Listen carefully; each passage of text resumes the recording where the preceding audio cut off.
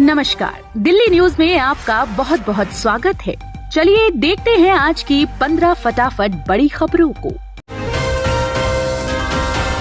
दिल्ली शराब घोटाले में सीएम केजरीवाल को 8वां समन ईडी ने 4 मार्च को पूछताछ के लिए बुलाया।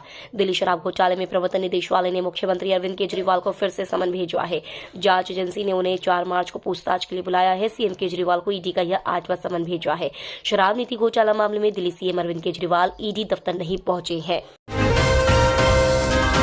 महिला पहलवानों से यौन उत्पीड़न केस में दोनों पक्ष की दलील पूरी, अब फैसले का इंतजार। महिला पहलवानों के साथ यौन उत्पीड़न मामले में मंगलवार को कोर्ट में सुनवाई हुई। दिल्ली की राउज एवेन्यू कोर्ट ने भाजपा सांसद ब्रजभूषण शरण सिंह पर आरोप तय करने को लेकर दलीलें सुनी। अब अगर इसमें कुछ स्पष्टीकरण शेष रह गया है तो उसके लिए 15 मार्च दोपहर 2 बजे सूचीबद्ध किया है। बता दें कि सांसद पर 6 महिला पहलवानों ने यौन उत्पीड़न का आरोप लगाया था, जिसके बाद दिल्ली पुलिस ने इस पर मामला दर्ज किया था। आईजीआई हवाई अड्डे पर फ्लाइट को उड़ाने की मिली धमकी से मचा हड़कंप।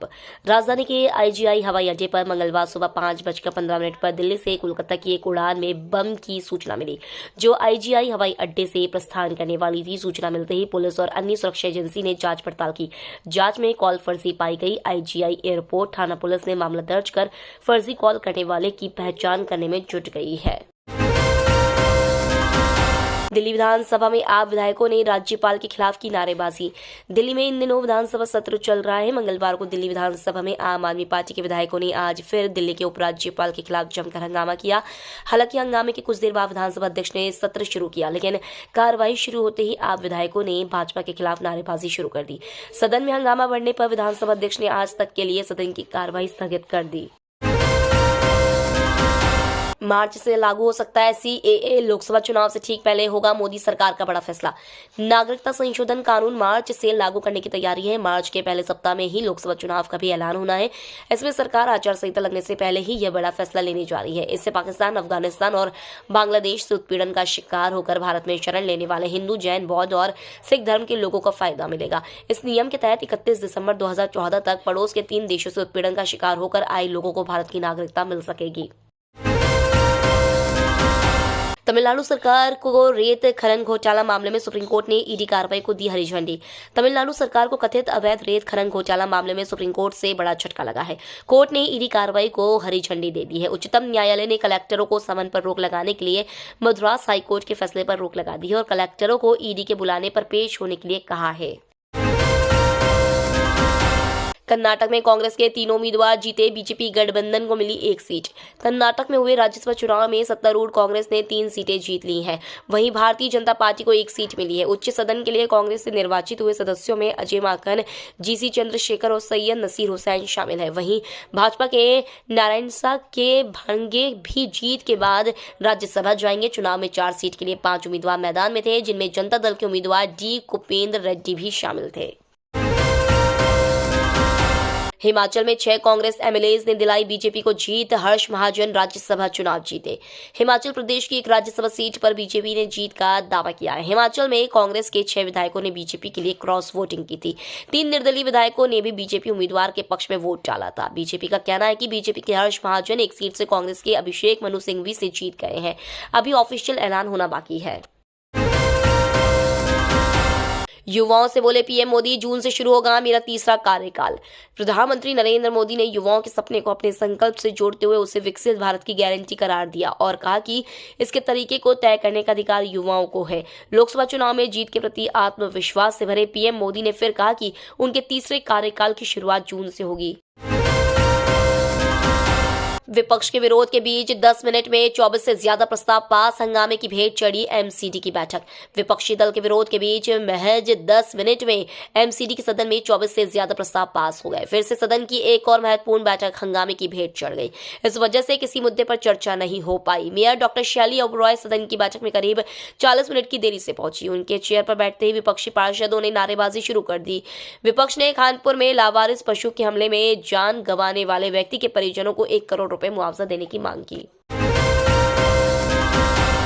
विधानसभा से निलंबित 7 भाजपा विधायकों की याचिका पर फैसला सुरक्षित। 7 भाजपा विधायकों ने विधानसभा के शेष बजट सत्र के लिए अपने निलंबन को चुनौती देते हुए उच्च न्यायालय का रुख किया था। उन्होंने आरोप लगाया कि विपक्षी सदस्यों को चर्चा में भाग लेने से असक्षम करने के लिए दुर्भावनापूर्ण ढंग से योजना बनाई गई। उच्च न्यायालय ने मंगलवार को उन 7 भाजपा विधायकों की याचिकाओं पर अपना आदेश सुरक्षित रख लिया, जिन्हें बजट सत्र की शुरुआत उपराज्यपाल वीके के काम में बाधा डालने के कारण निलंबित कर दिया गया था। 2025 तक यमुना पर बनेगा चौथा रेलवे पुल, जिससे परिचालन में आएगा सुधार। नई दिल्ली रेलवे स्टेशन से गाजियाबाद के बीच के रास्ते ट्रेन परिचालन को सुगम बनाने के लिए यमुना पर रेलवे का चौथा पुल बनाया जा रहा है। दावा है कि मार्च 2025 तक यह पुल बनकर तैयार हो जाएगा। इस पुल के शुरू होने से नई दिल्ली रेलवे स्टेशन से आनंद विहार के रास्ते गाजियाबाद के बीच ट्रेन परिचालन में सुधार आएगा और नई दिल्ली रेलवे स्टेशन से समय पर ट्रेनों की आवाजाही सुनिश्चित करने में काफी मदद मिलेगी।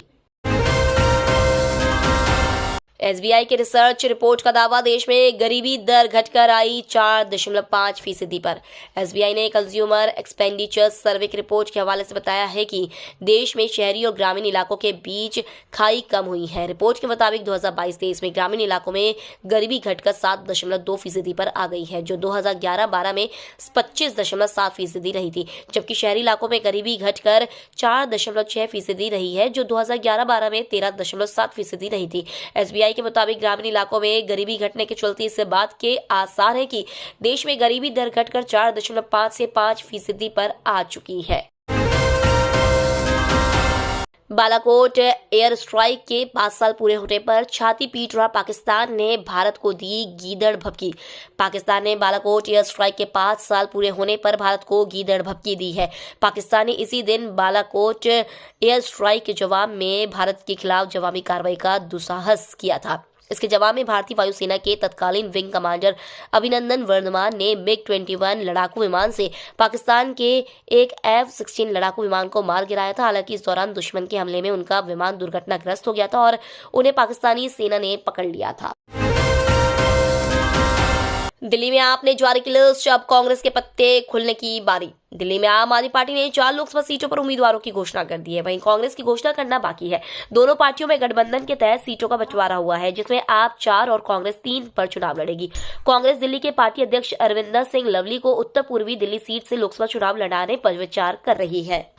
तो ये थी आज की बड़ी खबरें। डेली खबरों से अपडेट रहने के लिए चैनल को सब्सक्राइब करना बिल्कुल न भूलें। धन्यवाद।